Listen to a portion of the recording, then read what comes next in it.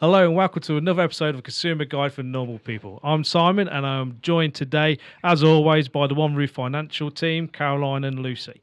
And today we are super excited because we're talking about a topic that has nothing to do with us, with finance.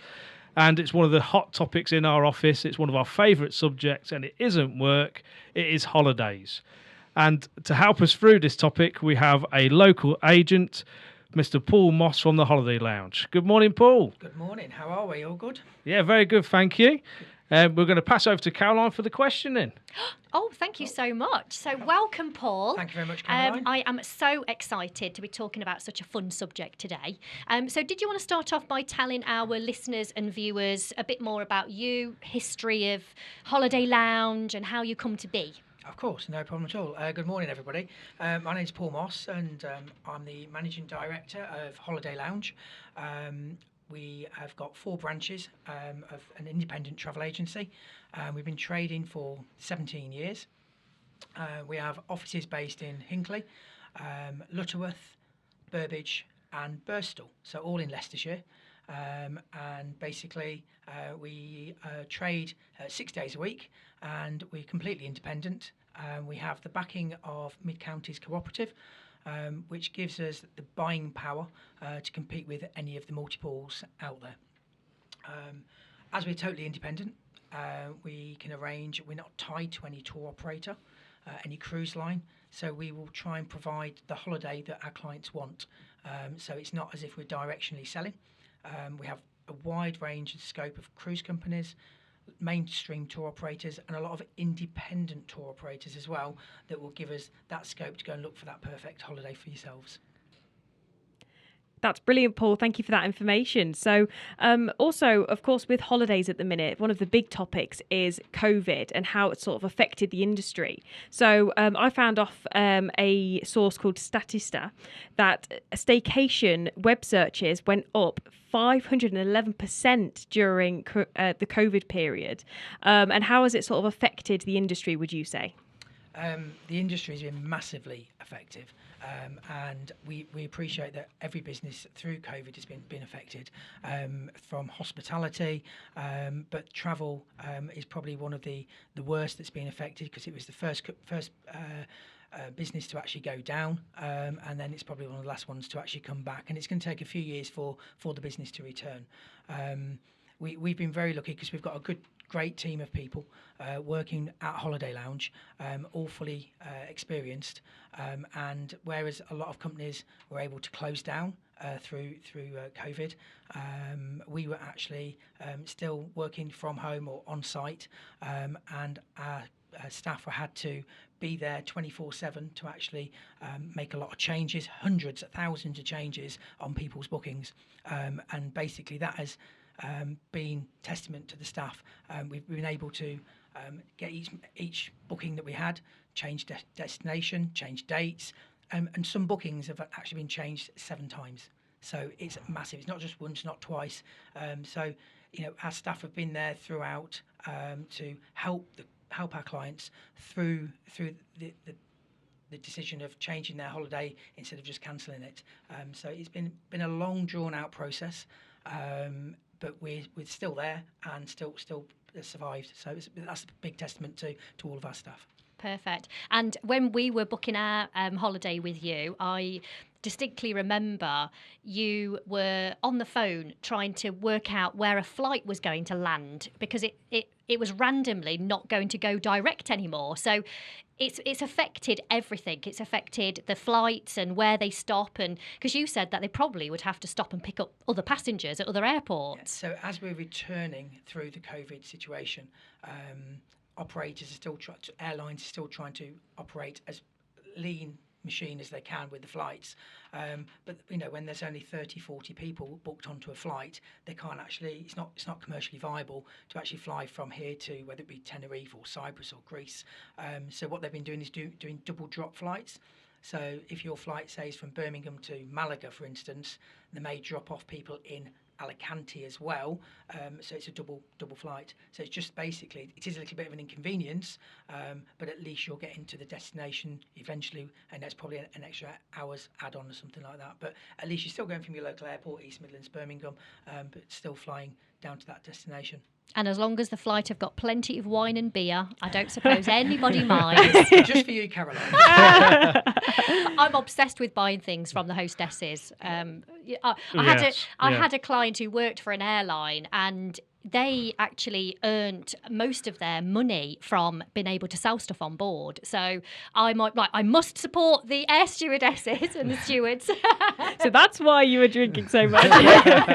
Exactly. Nothing wrong with a drink on the plane.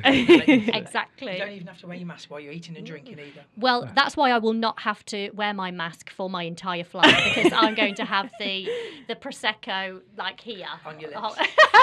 Whatever will keep you quiet. So I'm going to be fast asleep, and I'll just be drinking the whole time. But that's also a testament to yourselves as well. By using you as a local independent, you are one port call. Yeah. I ain't going to be ringing up a larger company and be sat in a call queue waiting for hours to try and talk to someone to figure something out what's happening. I can ring you. This is one big thing, Simon, is that all the way through our staff have been there at the end of the phone. And if you'd booked a holiday in our Hinckley office, you could call that office and you would speak to somebody from that office, and the call would be normally answered within 5 or 6 rings. We at the beginning of the pandemic, we were under the cosh a lot, but we actually got back to our customers, gave them a turnaround time of what we anticipate to get back to them, but you weren't on hold trying to get through to somebody for 2, 3, 4, 5 hours. Some of the big airlines, some of the big cruise companies were really struggling on demand and staffing, and it was hard all the way through that for everybody. But I've always said, when things go wrong, it's how we put things right.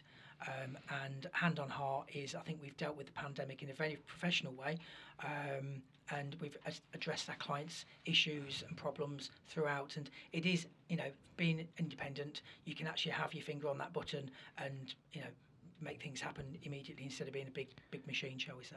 Yeah, that's great. Which also then leads us on to the next topic. With obviously COVID and everything else, there's been obviously a lot of news out there about people having to have the holidays cancelled and postponed and so on. So there's always a little couple of letters at the end of certain advertising, ABTOL and ABTA. What are they? So ABTA is Association of British Travel Agents. So it means that you are dealing with a very reputable company. We have to be bonded for that, and we have a customer service level that we have to keep, and it's code of conduct that we have to abide by. Okay. So if you have a problem on your holiday, or if you have a problem with one of our staff that's missold you something, then you can report us to ABTA. I'm pleased to say in 17 years, we've never been reported to ABTA. Fantastic. So it's good. ATOL is slightly different, and that's a government scheme operated by the CAA, and it's basically guarantees if you book a holiday that's ATOL protected, that your money is fully financially protected. You need to be careful with some companies online; it can be a little bit misleading, but realistically, if you book a package holiday through ourselves, that includes your flights, your transfers, your accommodation, and your food to whatever you booked, then that money is fully financially protected. Every tour operator, every cruise line that we deal with is fully ATOL protected. So if God forbid we cease trading, or whether the tour operator cease trading, you would get your money back. Okay. The other benefit as well is if you're actually out in resort, I'm talking with my hands. It's fine. It's fine. Just realised I'm good. So basically, if you're actually on holiday, and your tour operator ceases to trade, then you'll be flown home at no cost to yourself. Okay. So that's the big benefit. So just demystify this. So some people will think then that they don't need travel insurance. So, I've got this ATOL certificate, I'm all safe, so I don't need travel insurance. So ATOL covers you the money for your holiday. It does not cover any of your personal belongings. It does not cover your medical. Okay, and that is the big thing. Okay, and before we came on air, we had a little conversation, and this is a pure situation that happened to one of my friends, and they were due to go out to Mexico, they basically weren't taking insurance. They were frog marched down to the post office 2 days before, and then took the insurance out. And 3 days into their holiday, they had a triple heart bypass in Mexico, which was to the tune of £84,000. So if they hadn't got insurance, they would have been remortgaging their house. So what you don't know what's around the corner, and you only know how good travel insurance is until you need it. And my advice is, please don't go for the cheapest, because there are some basic policies out there. Go for a decent policy. You'll only know how good your policy is until you need it, but please do not travel without travel insurance.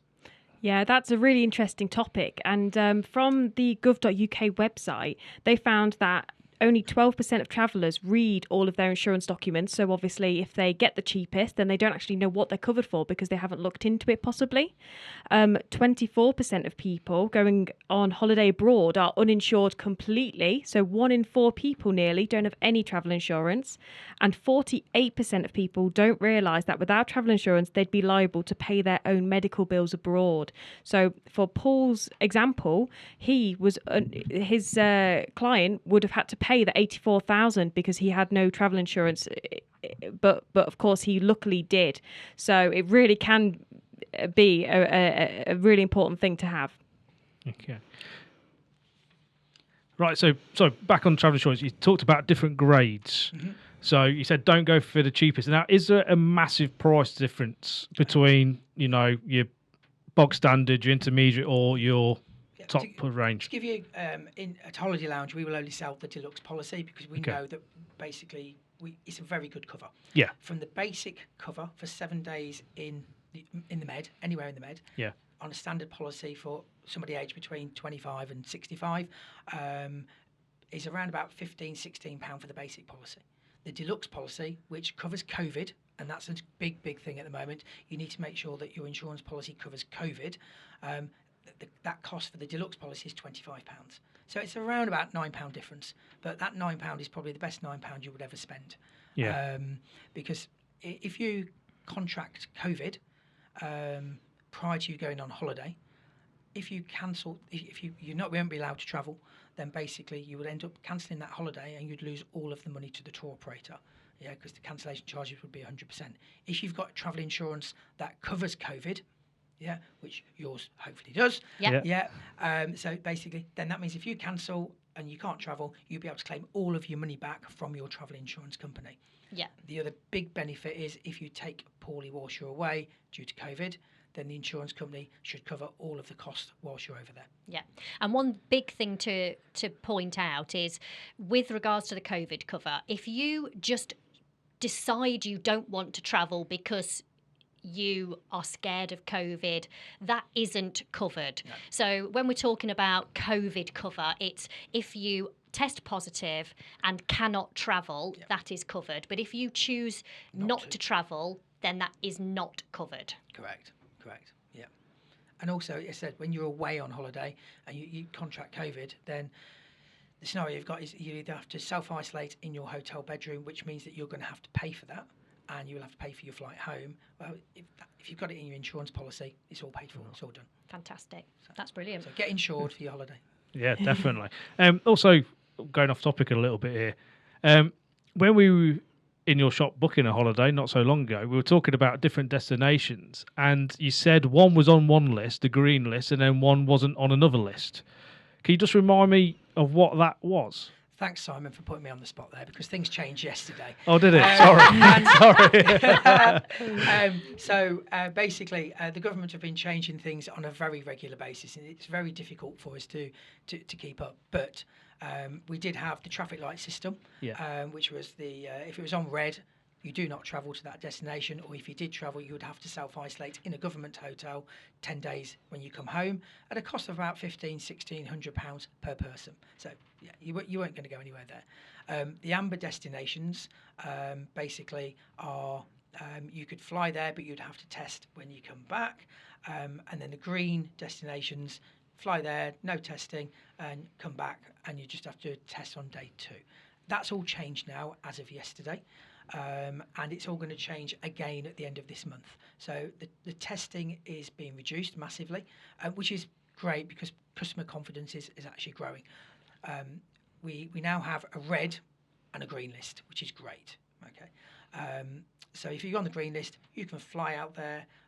You still need to make sure the destination you're travelling to, although the government have put them on our green list, we may not be on the green list on, say, for Portugal or Croatia, because you still need to do a PCR test to get into that country as it stands today. That may change in the next few days. Up until the end of October, now we don't have to test prior to coming back into the UK, but you need to do a test on day 2, a PCR test still on day 2 when you come back into the UK, which you need to pre-order from various suppliers, which we again, at Holiday Lounge, we will do all of that ordering of that test for you, and all the passenger locator forms that you need to fill into each country as well. So you need to be a little bit wary of what you need to get into each country, and what you need to do when you come back into the UK. But it is reduced an awful lot and being a lot more relaxed. As of the beginning of November, we hear that, and again, another positive is that you won't be able to do a PCR test when you come back into the UK. You just need to do a lateral flow. But we're just waiting for a little bit of clarity on that from the UK government, and they are changing things. I suppose it's ever-changing situation, isn't it? Ever-changing. Yeah, definitely. So, but again, there's a lot of information you can get off the DirectGov website that everybody can get onto, and that's what we use, and it is very up to date. And say, each destination that you're going to, although you may be on the green list in the UK, you can fly there. You may need to do a PCR test to get into that country. Fantastic.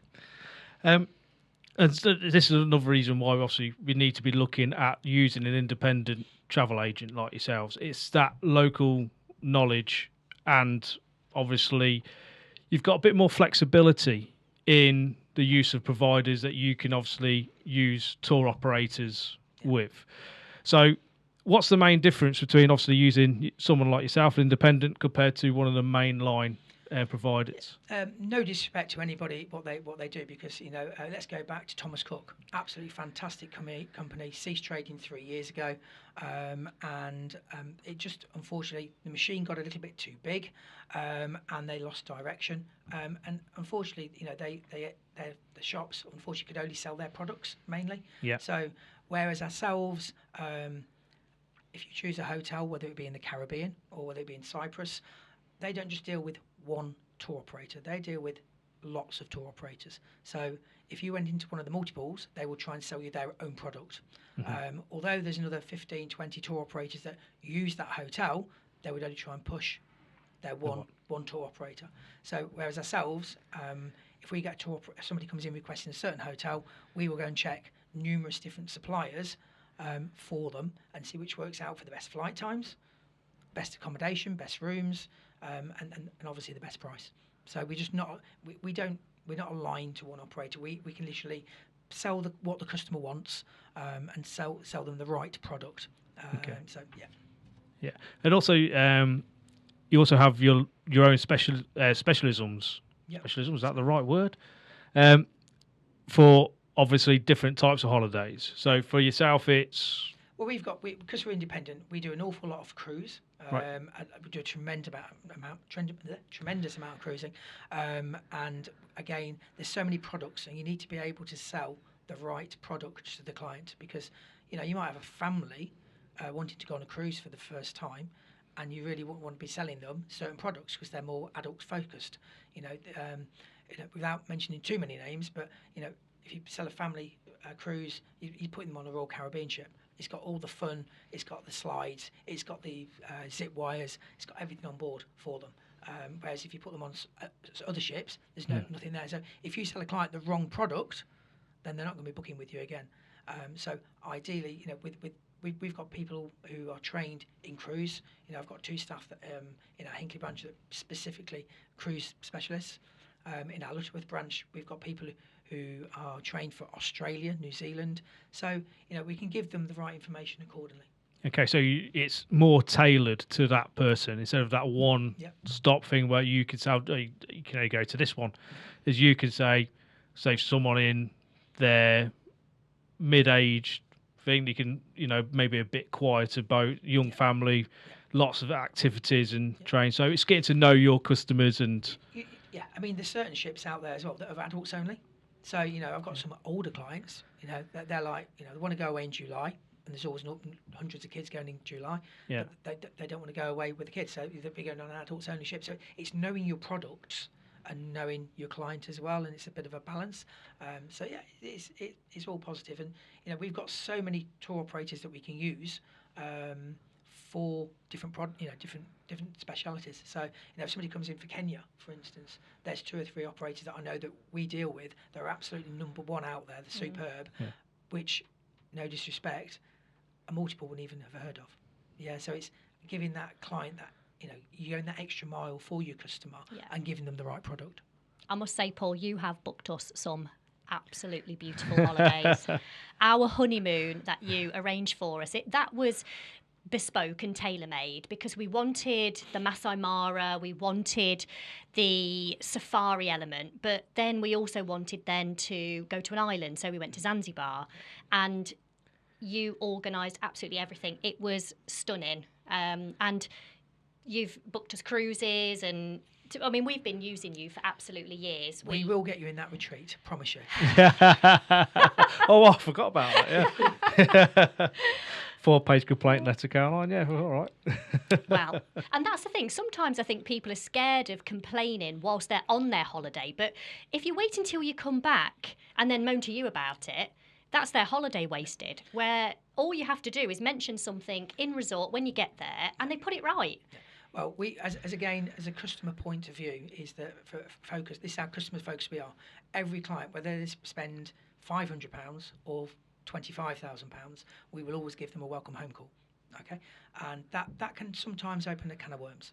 Yeah. Because it's lovely to go, oh yeah, Mrs. Smith, you have a good time in Zanzibar or Kenya. We've had an amazing time, absolutely fantastic, blah blah blah, and you're keeping in touch with your customer. Okay. You then ring a customer and they've been, let's say, to Mallorca and they've had the worst holiday ever, and they're like, oh yeah, it's been shocking. This, that, and the other. The food wasn't very good. The rep wasn't blah blah blah. Okay, not a problem. Let's try and address it. Let's put that complaint letter in. Let's contact that tour operator and have that conversation and see how far we get. And again, it's then taking that complaint on board, addressing it with the tour operator, and hopefully you come to an agreement with the client. You've got them a bit of compensation. You've got a couple of nights free in a hotel if they go back there. So it's I always say to my staff, whether people have spent £500 and go in basic or going 25 grand, we still need to have that conversation with that customer, and we ring everybody when they come back from the holiday, just to make sure they've had a good time. And if not, it's how you put it right. Yeah, fantastic. Yeah. I am still a big advocate for making a complaint whilst you're in resort. Definitely. Because Simon and I went on our first cruise and we thought, we don't want to be tied to the sitting we have, so we'll go for flexible dining. And it drove us nuts. Every day, it was like being in TGI Fridays, where you get your little buzzer and you just sit around the bar and you wait for your buzzer to go off to say that there's a table ready. And I thought, I'm not having this. I was just sick of, I was hungry, waiting for a table. I made a complaint. Right. I did okay. I'm like a gremlin. You have to feed me at certain times. But I made a complaint to the customer service desk, and they immediately swapped us to fixed dining, which I thought I would never want. I thought, I do not want a time to go for dinner. Actually, on a cruise, it was the best thing you could do, because all of the shows and the entertainment are all set for whether you're on early seating or late seating. So it transformed what was getting on my nerves, and it was a bit, this holiday's not very good, to being the absolute most amazing holiday. So I think it's definitely worth putting that forward to see if something can be done whilst you're there, so you can actually have a beautiful holiday. Yeah, and that's why things are put in place, to be honest with you, because the cruise companies will know their products, and they work around it to make sure that you've got the experience that you've booked and paid for. So yeah, but I agree with you. If you have got a complaint on holiday, address it while you're there, because it's too late when you come back. Yeah, you might get 20 quid back or 50 quid back, but it's about having that experience that you've booked and paid for. But also listen to your travel agent. Well, there is that, definitely. Yeah. A bit surprised people, it goes in one ear and out the other, but That's what my wife says to me as well. Yeah. I can say that now. It just sounded like such a good idea having, flexible dining. It just made it sound really, really good. But actually, the reality of it is we kept missing all the shows. Well, next time. We always do 8 o'clock now. That's it. We're 8 o'clock sitting. Second sitting. Yeah, second sitting all Job the way. Job done. Why not? Yeah. So thinking about where people go, Lucy, I know that you've been looking at what the top destinations are and where we all love to go. Yes, exactly. So from a study by the Mirror Travel News, in summer 2019, the top 5 places, these I think are quite, this is what you would guess. So number 1 is Spain, then Turkey, then Greece, then the USA, and then Cyprus. So would you say, Paul, that that's quite accurate as to what sort of holidays you book quite a lot? Yeah, I mean, Spain is always going to be probably the number 1 destination because it's easy to get to. It's fairly, not cheap, but at the end of the day, it's family orientated, and also the older people like going in the winter, for long stays and whatever. So yeah, you're about there. But the long haul destinations are coming back with a vengeance now, and the Maldives is absolutely not flying out at the moment. Really, really popular. Is that because people think they're going to be underwater soon? In So we've 20 got. years' time. Yeah, that's the myth. We said That's the the exact myth. same thing. We said, oh, maybe we ought to go to the Maldives before it disappears forever under the sea. Yeah. I don't see it happening, but you never know. You never know. But again, it's down to price, and there's some fantastic deals out there for the Maldives. And I think last week, in the reports that I was getting, it was number 2. And when you compete Maldives against Spain, Canary Islands, it really is really, really popular. And it's fascinating how coronavirus has really changed where people seem to be going on holiday. Maybe it's sort of I've never been here and I might not be here, so let's just go for it. So people are spending a lot more money on their holidays. We're seeing now is like, instead of having that leading room, they're going up for a sea view or a junior suite. Some people, instead of going economy, they're going premium. So some people have been they haven't left the house for 18 months, 19 months. They've decorated the house, they bought a new car. What do we spend money on now? So hopefully we've suffered over the last 19 months, but people are spending more money on their holidays now, which is good for us. Well, I think it's people wanting to get away, isn't it? Everyone's fed up of being in, looking out looking out the living room window. Yeah. I've got someone sat next to me who's been climbing up the walls trying to get away. I don't blame you, Caroline. Definitely. No, I think it's the importance of a holiday is massive, and I don't think many of us appreciate how having time together away from work and just chilling, relaxing in a different environment is important for mental health as well. Lots of people have travelled in the UK this year. The UK put up their prices massively, and some were embarrassing, to be honest with you, and it was just rip off Britain. And I'm not just saying that being in the travel industry. I had a client who booked a house on the south coast, and normally it's £2,500 for a week. It was a cottage. It was lovely. £7,500. Oh. Yeah, same cottage. Absolutely ludicrous, and it's wrong. It's wrong for everybody. But now there's been a lot of cruises going around the UK. These staycations, which have been popular, but you could only go on them if you were double vaccinated. It was probably more aimed at the older, clientele. But no, realistically, getting away, we got away last September 2020 in the pandemic as a family, and it's the best thing we did. To get away from the news, the COVID situation, work, stress. Take yourself out of that scenario, and it's the best thing that you can do. There's a fact that we spoke about previously coming onto air. It's about COVID and aircrafts and the air turnaround in the aircraft. You've got less chance of getting COVID on an aircraft than what you have probably catching at one of the local supermarkets. And on heart, I think it was 0.1% chance of getting COVID on an aircraft. So, the UK weather's not guaranteed. Get on those planes and go and enjoy yourselves. It's well worth it. Yeah. Brilliant. And just a study from Statista again, they found that in the United Kingdom in 2019, Brits were going on city breaks 46% of the holidays in the UK. Beach holidays were 41%.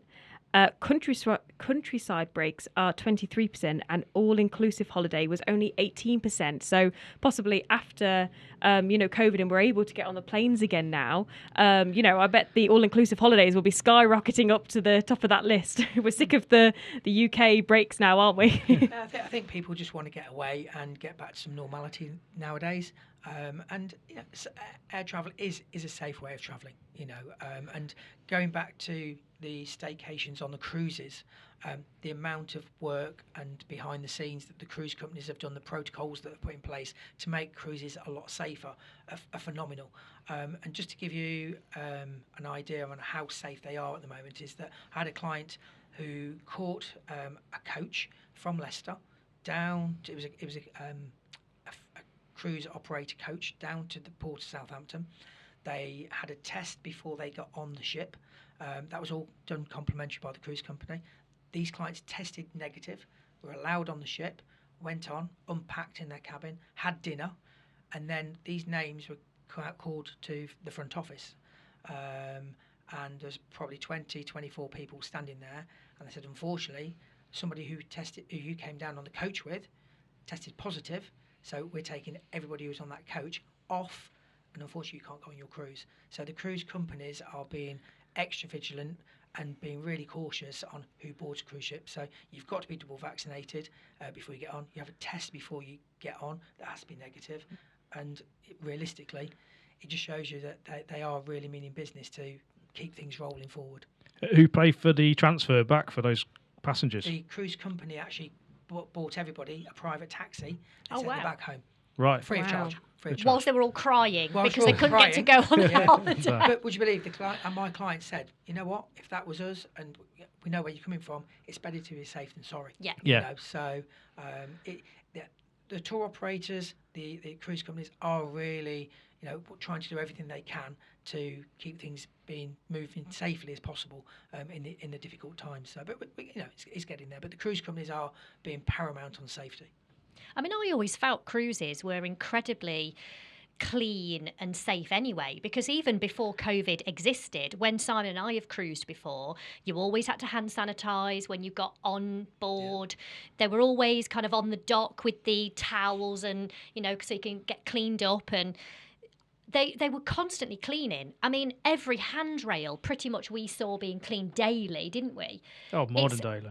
And it's just such a shame that then COVID came in, because yes, you are in more confined spaces at dining and when you go to the theatre and stuff like that. But as a whole, cruises are always so clean, and that is one of our favourite holidays. Well, certainly mine. I don't know if Simon agrees. I'll just get dragged along. So do you get any choice on? I don't know. No. Yeah, I'm a big advocate for cruises. A lot of people I talk to say, are they not for old people? They really aren't. But it depends on which ship you go on. So exactly. You sell the product to your client, and if you get the wrong product to your client, then they won't be booking with you again. Staff are well trained, and they've been to a lot of destinations. So you may find a holiday on the internet, nothing wrong with that, but all of our staff can actually find you your personal recommendations. They've been out to different hotels and literally experienced them firsthand, so they may be able to give you that perfect first-hand knowledge of where you should be going, and different hotels and different destinations. So if you need any assistance, please give us a try, or try your local independent agent, because we're there to support the local community as well. Yeah, and I must say as well, your Facebook page, it's one of my favourite posts in my news feed, because the photographs, they're so dreamy with the gorgeous blue water and the beaches. So I would definitely say pop over to the Holiday Lounge Facebook page, give them a follow. They have some incredible ideas, offers. They tell you all about the latest things that might be available, and we've booked a couple of holidays purely based on one of your Facebook posts. Yeah. Santorini. Oh, don't tell everyone my secrets. I don't want half of Hinckley there when I get there. Well, I know that's what we were thinking. How many other people in Hinckley have seen this and have booked the same hotel? But yeah, I would say definitely pop and give it a follow, because seeing that sunshine, it just makes you happy. Of course it does. That's what we're all about, making dreams come true. Yes, absolutely fantastic. Thank you so much. Thank you. So that's all we've got time for today. Thank you very much, Paul, for your insight on the travel industry. Paul's contact details will be in the episode guide. Thank you very much, and I'll see you again soon.